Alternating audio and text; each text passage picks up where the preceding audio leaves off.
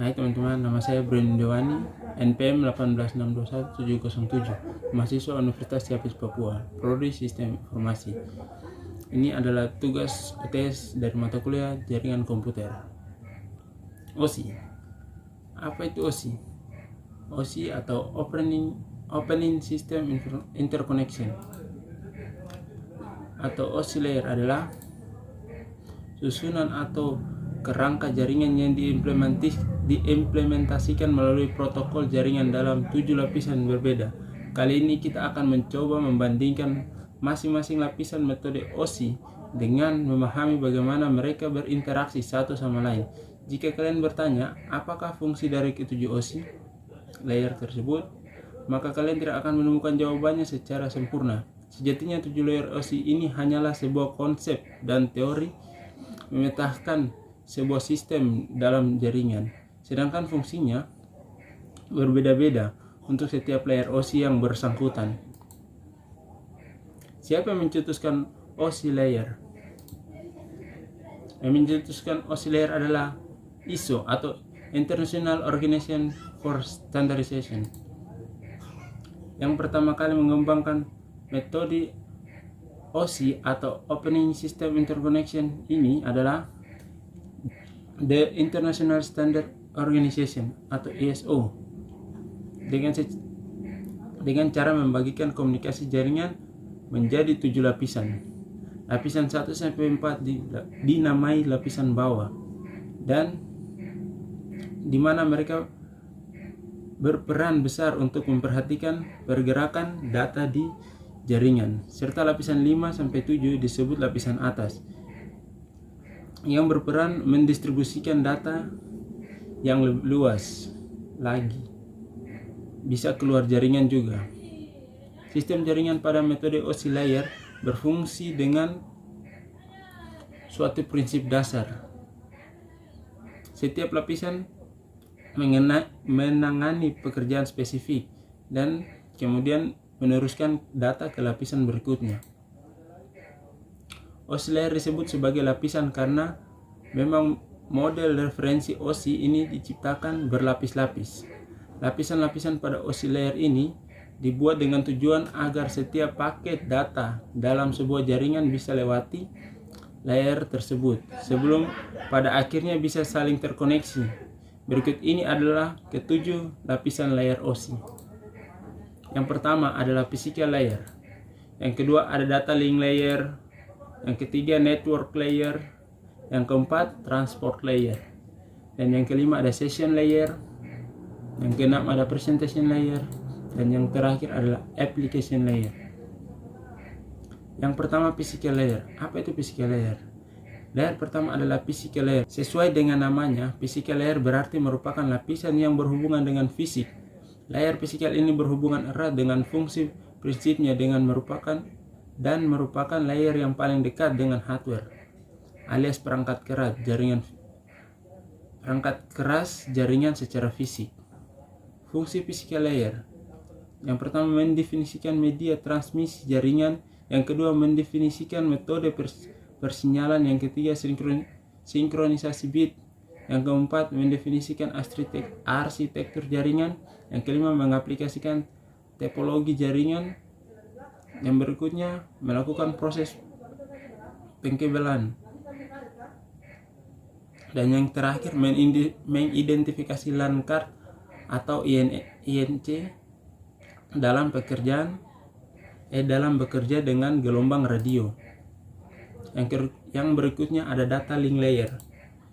Lapisan berikut ini atau lapisan data link layer merupakan suatu layer yang penting karena memiliki fungsi sebagai berikut. Pengoneksi kesalahan, menentukan bagaimana setiap bit dari data dikelompokkan ke dalam frame. Yang ketiga, mengalamatkan perangkat keras. Yang keempat, menentukan bagaimana sebuah perangkat keras dapat beroperasi. Terdapat 2 level pada lapisan data link layer ini, yaitu logical link control, media access control. Yang ketiga, network layer. Selanjutnya adalah network layer. fungsi utama dari network layer ini adalah untuk membantu mendefinisikan alamat IP atau Internet Protocol sehingga tiap komputer dan dapat terhubung dengan satu jaringan. Selain itu, fungsi lain dari network layer adalah membuat header pada paket-paket, melakukan proses routing. Fungsi dari beberapa hardware jaringan seperti router dan juga fungsi hub berjalan pada layer ini dengan cara melakukan pemecahan paket data dan juga melakukan proses routing. Yang keempat, transport layer. Sesuai dengan namanya, transport layer merupakan lapisan OSI yang memiliki tugas sebagai pengantar. Fungsi utama dari transport layer pada lapisan OSI ini adalah memecahkan data ke dalam paket-paket. Yang kedua, mentransmisikan data dari sensor layar menuju network layer maupun sebaliknya. Yang ketiga, membuat protokol pada paket-paket data sehingga nantinya dapat disusun kembali dengan mudah. Yang keempat, melakukan proses transmisi ulang pada paket data yang hilang. Berkat adanya transport layer ini, maka setiap data bisa saling berjalan dari server menuju kliennya dengan lancar tanpa ada gangguan. Yang kelima, session layer. Lapisan selanjutnya pada OSI adalah session layer. Lapisan session layer ini memiliki fungsi utama mengidentifikasi bagaimana sebuah koneksi bisa dibangun, serta dapat mengidentifikasi manajemen dari sebuah koneksi seperti menghancurkan dan juga memelihara koneksi. Yang keenam, presentation layer. Layer kedua pada saat data mulai ditransfer dan bertindak sebagai layer keenam ketika sebuah komputer menerima paket data disebut dengan nama presentation layer. Fungsi utama dari lapisan ini atau lapisan presentation layer ini adalah mentranslate data yang akan ditransmisi dari dan menuju sebuah application atau aplikasi. Apabila merupakan proses awal, lapisan ini berfungsi untuk menjalankan aplikasi menjadi sebuah data yang dapat ditransmisikan.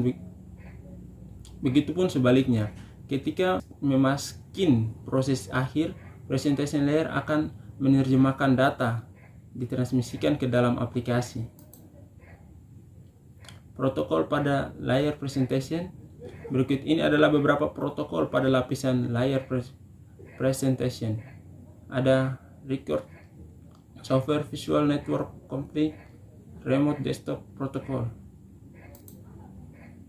Yang ketujuh, application layer atau layer yang terakhir.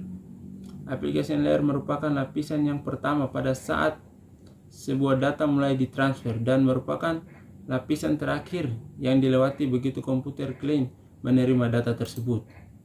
Fungsi application layer. Application layer sebagai pelepas data atau sebuah jaringan dan juga penampilan data dalam sebuah jaringan memiliki beberapa fungsi. Seperti yang pertama, menyajikan interface antara aplikasi dengan jaringan, mengatur bagaimana sebuah aplikasi mampu untuk mengakses jaringan. Yang ketiga, membuat pesan-pesan berupa kesalahan pada jaringan. Dan yang terakhir, menempati display dari sebuah jaringan. Protokol pada layer application.